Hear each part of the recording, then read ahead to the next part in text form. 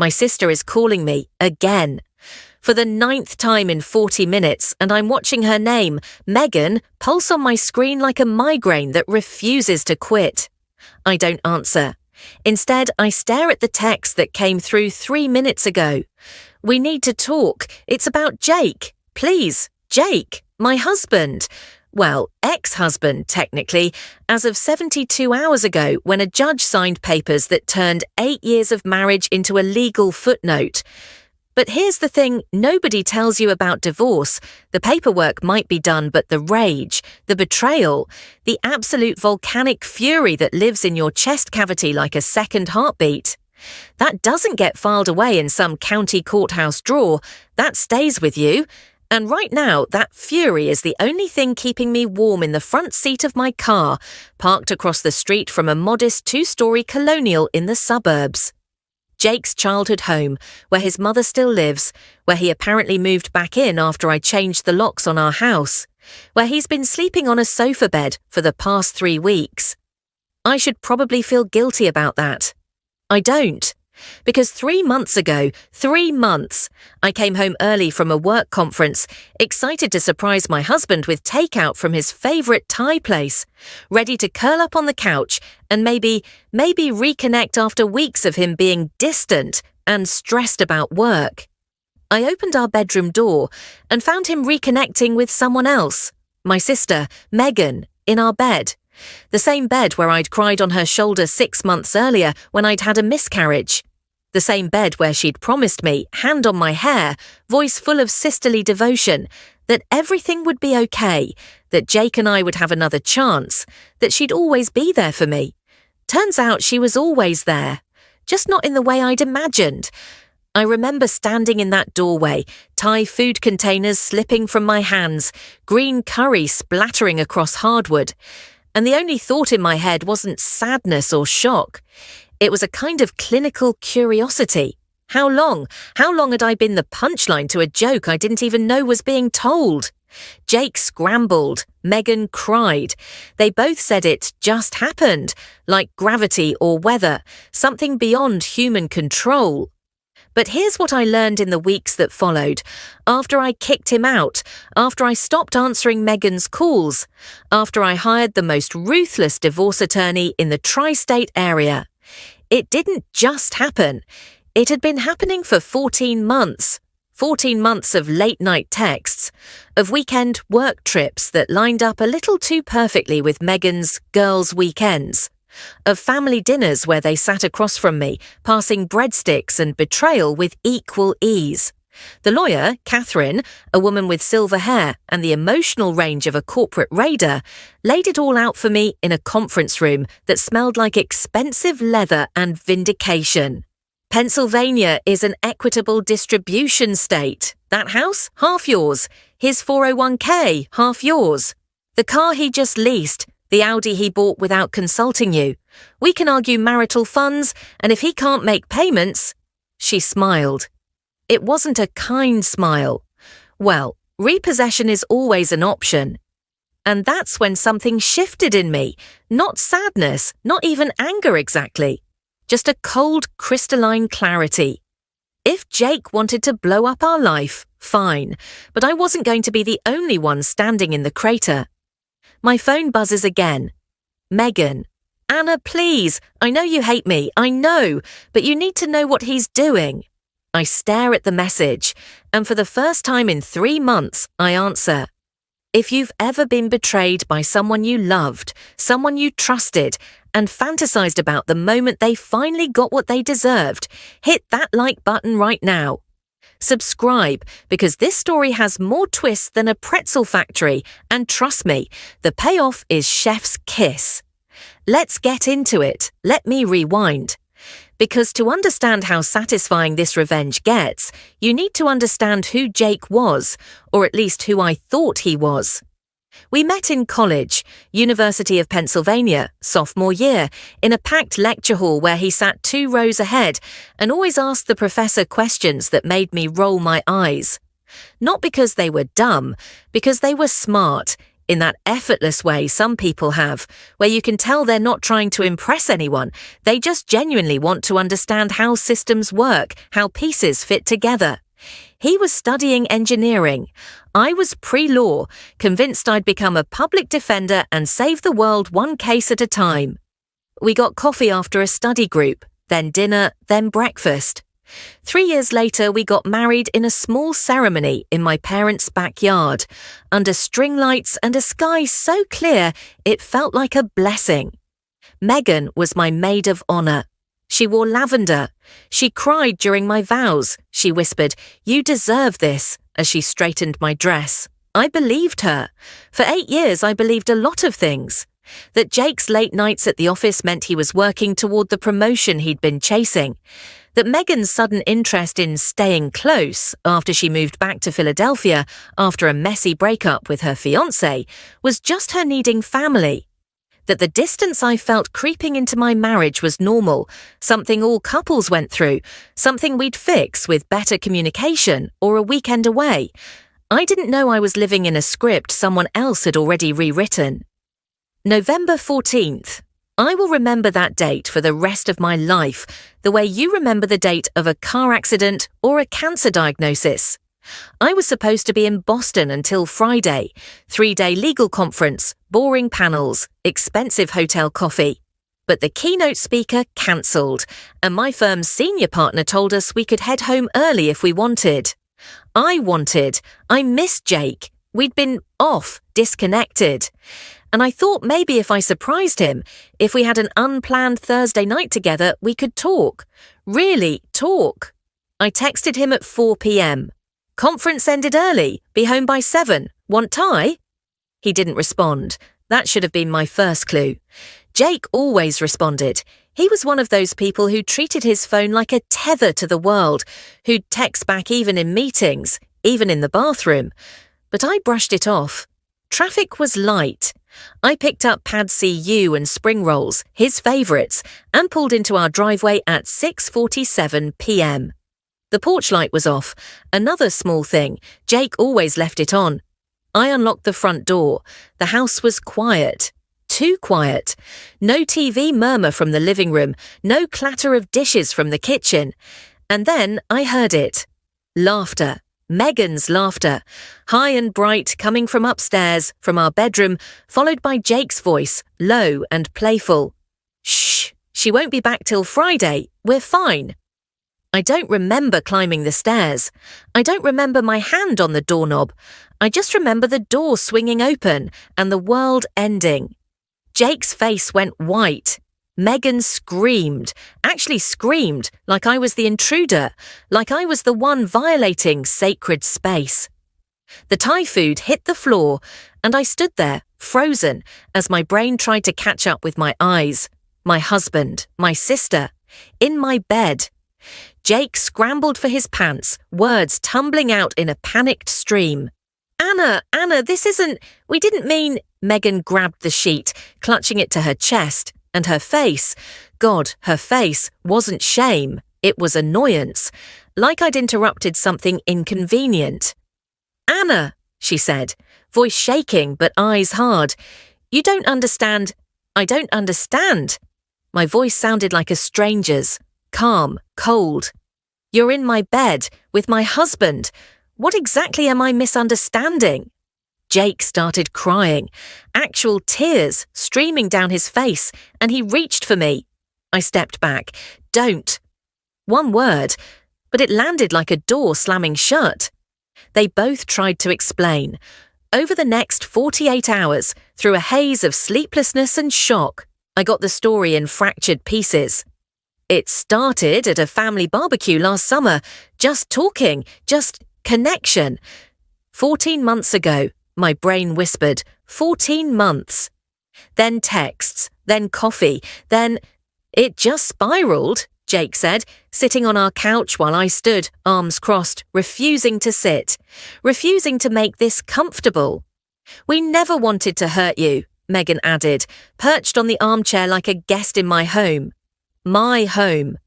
"But we fell in love, Anna. I know that sounds..." "Get out." Megan blinked. "What?" Get out. She looked at Jake. He looked at the floor, and in that moment, I saw it. They'd already chosen each other. This wasn't a confession seeking forgiveness. This was a notification. I called a lawyer the next morning. Not just any lawyer, Catherine Brennan, a name whispered in legal circles with a mix of awe and terror. A woman who'd made her career dismantling men who thought they could play house with other people's lives and walk away clean. Her office was downtown, all glass and steel, and she listened to my story without interrupting, fingers steepled, expression unreadable. When I finished, she leaned back. Do you want closure or do you want justice? What's the difference? Closure is therapy and a clean split. Justice is making sure he feels every ounce of what he did to you, financially, socially, legally. What do you want, Anna? I thought about Jake's face the night I caught them. Not guilty, inconvenienced. Justice, Catherine smiled. Good, let's get to work. Pennsylvania law required financial disclosure during divorce. Jake had to hand over bank statements, credit card bills, investment accounts, everything.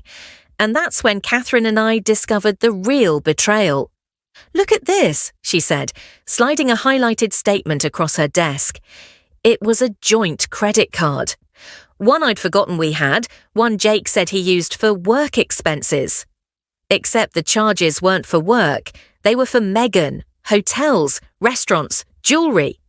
A weekend in the Poconos, the same weekend Jake told me he had a client meeting in Pittsburgh. A necklace from Tiffany's, purchased 3 weeks before my birthday. I never got a necklace. He spent over $18,000 of marital funds on the affair, Catherine said, voice flat. That's dissipation of assets.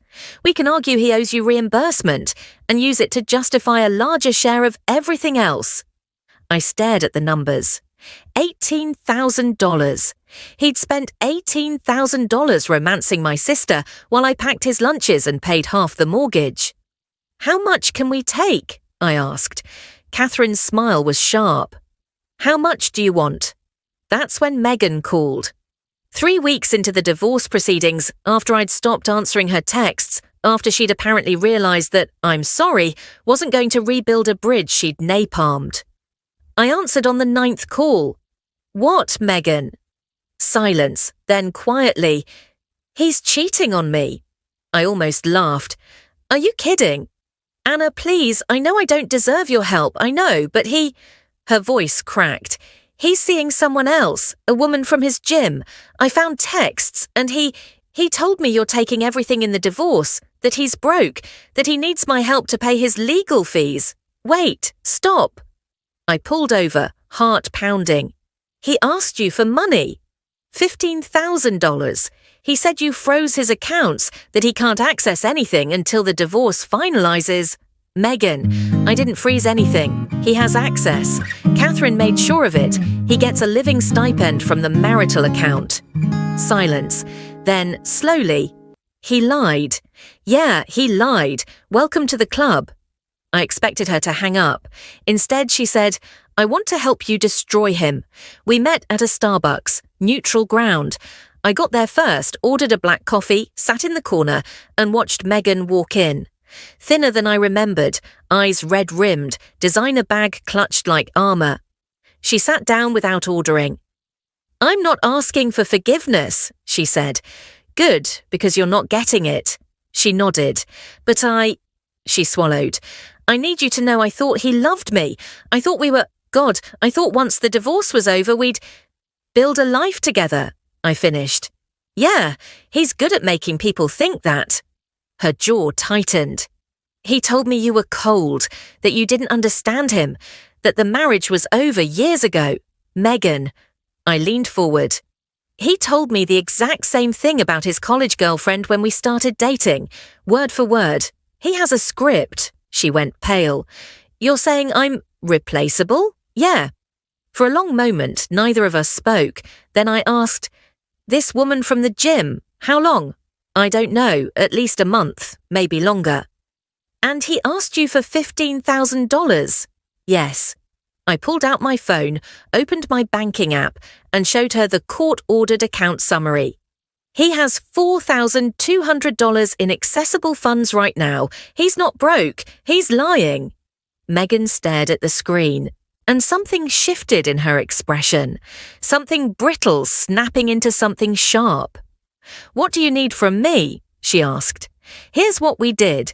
Step 1, document everything Meghan still had access to Jake's laptop. He'd never changed his passwords, arrogant, stupid, or both. She forwarded me everything. Emails with the gym woman. Her name was Brooke, because of course it was. Bank transfers showing he'd been funneling money into a separate account. Catherine hadn't found texts where he called me a vindictive bitch and Meghan a useful idiot. That last one made Meghan cry. It made me smile. Remember that Audi, the sleek black A5 he'd leased 6 months before I caught them, the one he said was a work necessity?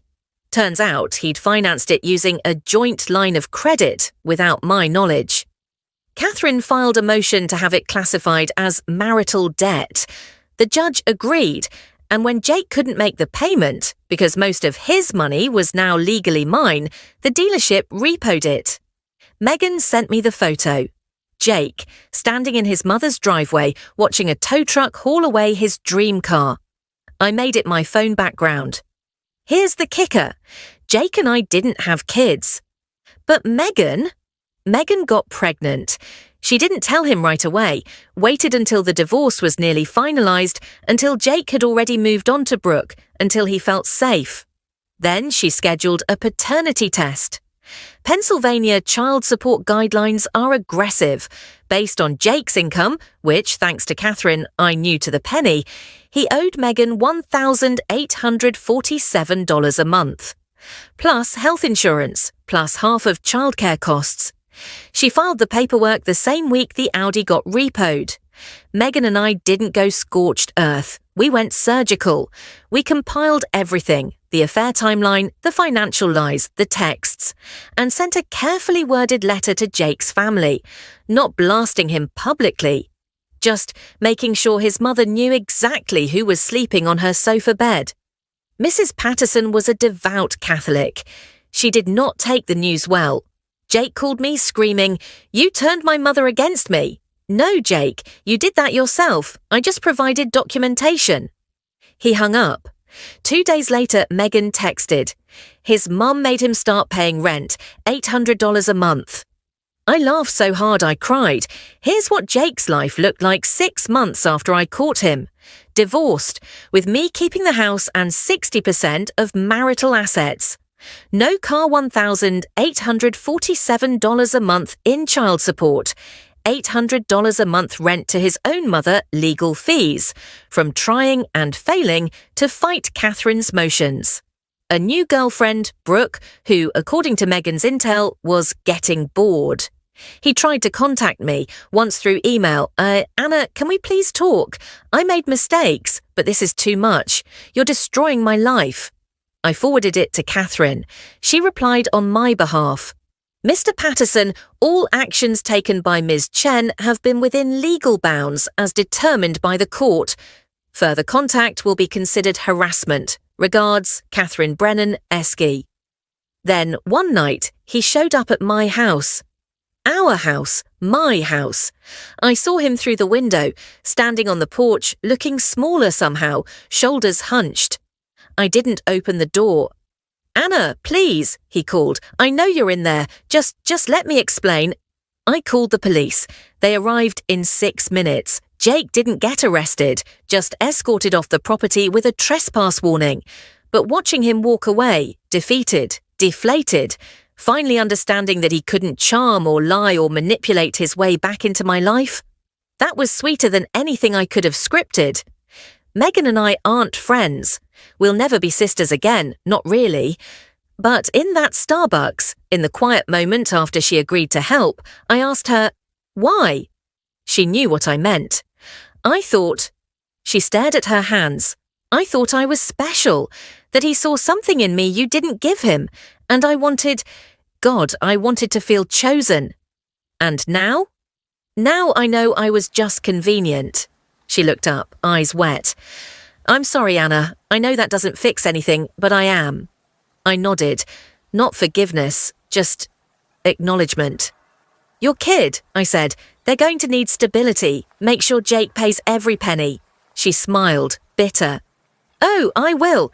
Catherine recommended a good family lawyer. It's been a year now. I sold the house, too many ghosts, and bought a small townhouse downtown, walking distance from my firm. I made junior partner. Catherine sent champagne. Megan had a daughter. She named her Sophie after our grandmother. She didn't invite me to the christening, but she sent a photo. A tiny, scrunched face, wisps of dark hair. I didn't respond, but I didn't delete it either. Jake, last I heard, through the grapevine of mutual friends who still, bafflingly, try to stay neutral, he's working 2 jobs. One at his engineering firm, one doing weekend IT support, because $1,847 per month in child support plus rent plus legal debt doesn't pay itself. Brooke left him. He's still on his mother's sofa bed. And me, I'm fine. Better than fine. I wake up in a space that's entirely mine. I drink coffee on my balcony and watch the city wake up. I go on dates, cautiously, slowly, but I go. And when people ask me about my ex-husband, I smile and say, we're not in touch. Because the truth is, revenge isn't a single moment. It's not the repo notice or the court order or the trespass warning. Revenge is rebuilding your life into something so undeniably yours that the person who tried to destroy you becomes irrelevant. A footnote, a cautionary tale you tell at dinner parties when someone asks, "What's the craziest thing you've ever been through?" Jake thought he could erase me from our story. Instead, he wrote himself out of his own. And honestly, I wouldn't change a thing. Here's what I learned. Betrayal doesn't just break your heart, it breaks your trust in your own judgment, makes you question every moment, every smile, every I love you. But here's the thing about breaking. Sometimes you shatter into pieces, and sometimes you shatter into shards, sharp, purposeful, ready to cut through every lie they told you about who you were. Justice isn't always loud. Sometimes it's just living well and making sure they know it. If this story gave you even a fraction of the satisfaction it gave me to live through, smash that like button. Subscribe, because trust me, we've got more stories where people who thought they could get away with it learned the hard way that karma has receipts. And drop a comment. What would you have done in my shoes? Would you have teamed up with your sister or gone full scorched earth solo? I want to hear from you. Thanks for watching. And remember, revenge is best served calculated, legally sound, and with a really good lawyer on speed dial. See you in the next one.